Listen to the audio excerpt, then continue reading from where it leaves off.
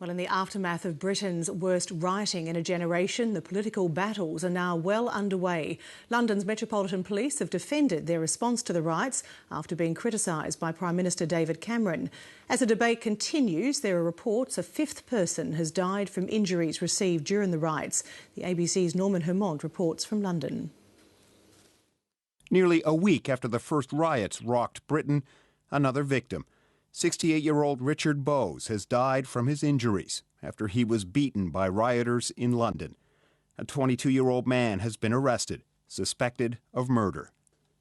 In Parliament, in the media, on the streets, there's no end to the debate of what caused these riots. Was this the work of criminal mobs or something more? I've heard a lot of people say, how can people destroy their own community? But I don't think some of the people that have been, doing the extreme violence feel part of the community. British officials say they will turn to experts in the U.S. to learn from their experience with unrest and gang culture.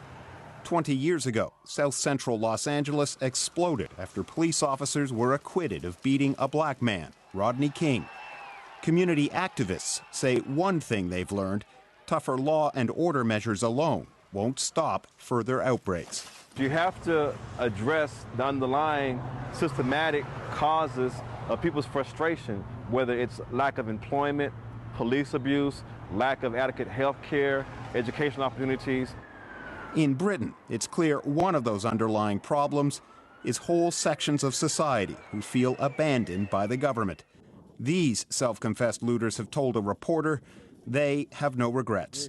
And what about you? Any bad feelings at all? Have you ever thought about it at night when you've been sleeping in your bed? No, because I'm watching my plasma that I just got. Feels like Christmas came early. These young men say they've tried to play by the rules.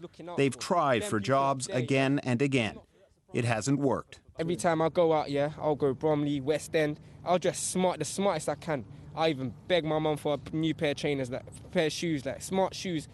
Just go out, hand out my CV, talk the politest I can. But nah, they ain't noticing me. So obviously, if they ain't noticing me from that, I'm gonna have to start doing it a different way.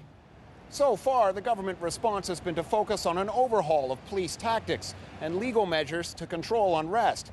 In an era of austerity, there's been almost no talk of social reforms, and some are warning that could eventually mean these scenes will be repeated.